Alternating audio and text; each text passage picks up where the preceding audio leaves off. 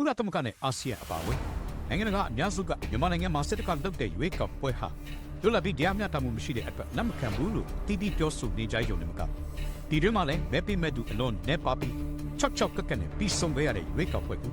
စစ်တပ်ပြောခွင့်ရအချမ်းဖတ်ဇော်မင်းထွန်းကတော့သူတို့ရဲ့ရွေးကောက်ပွဲဟာမဲလာပေးတဲ့သူ54ရာခိုင်နှုန်းရှိတဲ့အကြောင်းနဲ့မဲအွန်လိုင်းကိုယ်တိုင်ကွင်းစစ်ဆေးခဲ့တဲ့အတွက်လွတ်လပ်တရားမျှတတယ်ဆိုပြီးပြောဆိုနေကြပါတယ်တရှိစစ်တပ်ပြောခွင့်ရအချမ်းဖတ်ဇော်မင်းထွန်းကတော့သူ့ရဲ့ထုံးစံအတိုင်းမဟုတ်မဲ့ဝါဒပြတ်ပြောဆိုမှုတွေလို့အခုသူတို့စစ်တပ်ကလုပ်တဲ့နိုင်ငံလုံးလွှမ်းခြုံနေမှုမရှိရအတူရောက်ရွေးကောက်ပွဲကိုပါမဲပေးတဲ့သူ54ရာခိုင်နှုန်းရှိတဲ့ဆိုတာတွေနဲ့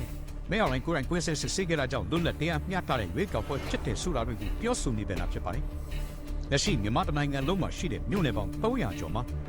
စစ်တပ်ကသူတို့ရဲ့ရွေးကောက်ပွဲကိုမြို့နယ်ပေါင်း263မြို့နယ်မှာပြုလုပ်ခဲ့တယ်ဆိုပြီးတော့ပါအချက်ဖတ်ဇော်မင်းတို့ကပြောသွားပြန်လို့တကယ်တော့အဲ့ဒီလိုသူပြောခဲ့တဲ့မြို့နယ်ပေါင်း263မြို့နယ်လုံးအပြည့်အဝရွေးကောက်ပွဲမလုပ်နိုင်ဘူးလက်ရှိမြန်မာနိုင်ငံရဲ့အခြေအနေအရစစ်တပ်ကရန်ကုန်မန္တလေးနေပြည်တော်လူမြို့ကြီးတွေတာကောင်းကောင်းထိန်းချုပ်ထားနိုင်ပြီကျန်တဲ့မြို့တွေနဲ့မြို့နယ်တွေမှာတော့ဒေါ်လာရေးတက်တွေနဲ့ပြိပခဖြစ်နေတဲ့အတွက်မြို့ပေါ်လေးတွေမှာသာမဖြစ်တဲ့ပုံစံနဲ့ပြုလုပ်သွားရတဲ့အခြေအနေတွေလည်းမြင်တွေ့ကြရပါတယ်။အဲဒီကအမြင့်သာဆုံးအခြေအနေဆိုရင်ဘိုင်းသားဒေါ်လာရေးတက်တွေထိန်းချုပ်ထားတဲ့နေပြည်တော်မှာဆိုစစ်တပ်ကသူတို့ရဲ့ရွေးကောက်ပွဲကိုလုံးဝမလုပ်နိုင်ခဲ့သလိုစကိုင်းမကွေးနဲ့ပဲခူးတိုင်းပါဝဲစစ်တပ်ထိန်းချုပ်မှုနဲ့မြေအလွန်နဲ့ပါတဲ့တိုင်းနယ်ပြည်နယ်တွေမှာဆိုရင်လည်းစစ်တပ်ကသူတို့ရှိတဲ့မြို့ပေါ်လေးတွေကသာအဓိကထားပြီးအဖြစ်ပုံစံလောက်ကပြုလုပ်သွားတာကိုတွေ့ရပေမဲ့အကြံဖတ်ဆောင်မင်းထုံးကတော့သူတို့ရဲ့ရွေးကောက်ပွဲဟာမဲအွန်လိုင်းကိုယ်တိုင်ပြည်သူတွေနဲ့တီထွင်ပြီးလွတ်လပ်စွာဆန္ဒမဲပေးနိုင်အောင်လိုက်လံတွေ့ဆုံခဲ့တဲ့အတွက်ဒါဟာလွတ်လပ်တရားမျှတတဲ့ရွေးကောက်ပွဲဆိုပြီးတော့ပါအဟောင်းမှန်ပြောဆိုသွားပြန်တာကိုလည်းတွေ့ရပါတယ်။ဒါအပြင်လက်ရှိစစ်တပ်ကထိန်းချုပ်ထားတဲ့ရန်ကုန်မန္တလေးလိုမြို့ကြီးတွေမှာတဲ့သူတို့လုပ်တဲ့ရွေးကောက်ပွဲကိုမဲလာပေးမဲ့အလွန်နဲ့ပါခဲ့တဲ့အတွက်မဲအွန်လိုင်းကိုယ်တိုင်အင်တာဗျူးတစ်ခုမှာပြည်သူတွေက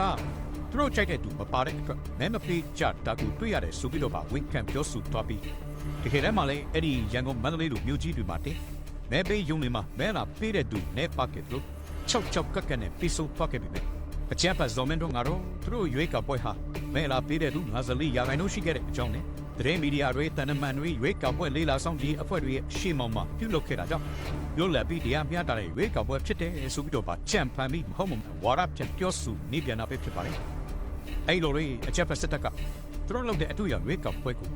နိုင်ငံလုံးလွှမ်းခြုံနိုင်မှုမရှိပဲပြည်သူအများစုထောက်ခံမှုမရှိတာကိုတိတိကြီးနဲ့လွတ်လပ်ပြီးတရားမျှတတဲ့ရွေးကောက်ပွဲဆိုပြီးကြောင်ကြလိမ့်နဲ့ပြောဆိုဝါရဖြန့်နေပြီပဲကုလသမဂ္ဂနဲ့နိုင်ငံပေါင်း29နိုင်ငံပါဝင်တဲ့ဥ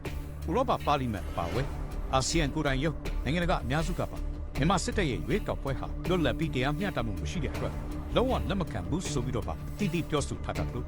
ဒီလိုပြောဆိုမှုကိုလည်းအကြမ်းဖက်မဲအွန်လိုင်းကိုယ်တိုင်ကပါနိုင်ငံတကာရဲ့အတိအမှတ်ပြုတာမပြုတာကိုဂရုမစိုက်ဖို့ဆိုပြီးတော့လည်းပြန်လဲတုံ့ပြန်ပြောဆိုထားပါသေးတယ်ခင်ဗျ